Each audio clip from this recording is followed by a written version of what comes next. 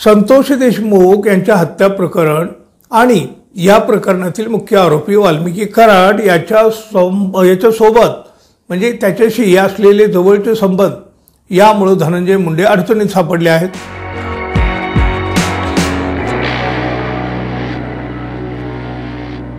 मित्रहो नमस्कार।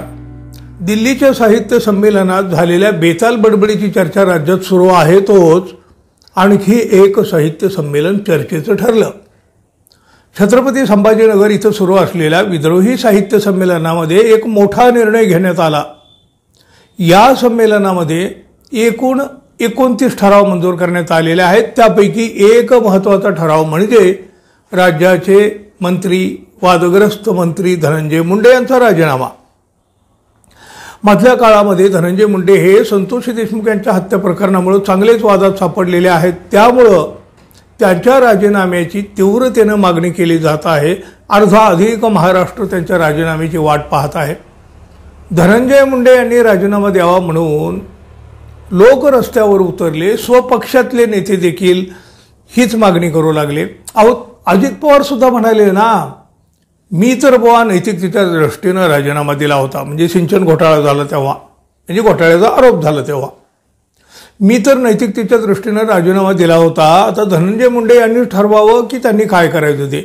म्हणजे अप्रत्यक्षरित्या त्यांनी मुंडे यांना राजीनामा देण्याचा संदेश दिला होता ना।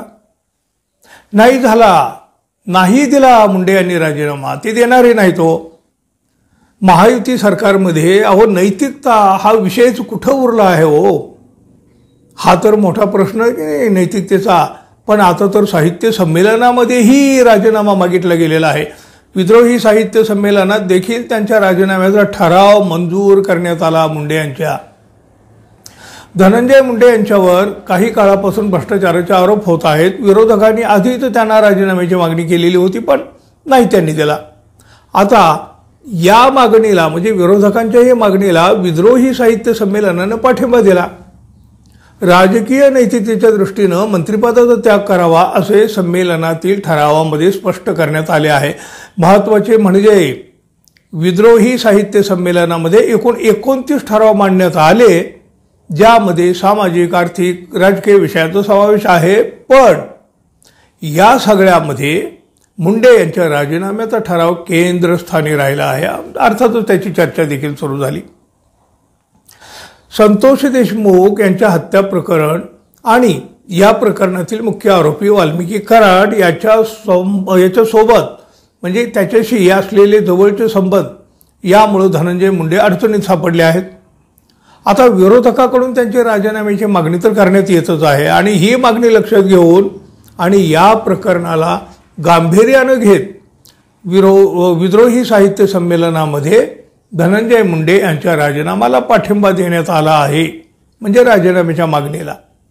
त्यामुळं आता या सगळ्यावर धनंजय मुंडे काय प्रतिक्रिया देतील, अर्थातच याकडे सगळ्याचं लक्ष लागलेलं आहे। साहित्य संमेलनाने सुद्धा राजीनामा मागावा।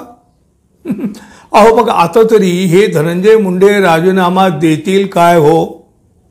मित्रांनो, तुम्हाला काय वाटतं? अगदी मनमोकळेपणे तुम्ही जरूर व्यक्त व्हा, सांगा। आणि आपण अजून आपल्या चॅनलला सबस्क्राईब केलं नसेल तर कृपया सबस्क्राईब करावं, ही तर अपेक्षा आहे। धन्यवाद। पुन्हा भेटू, तोपर्यंत नमस्कार।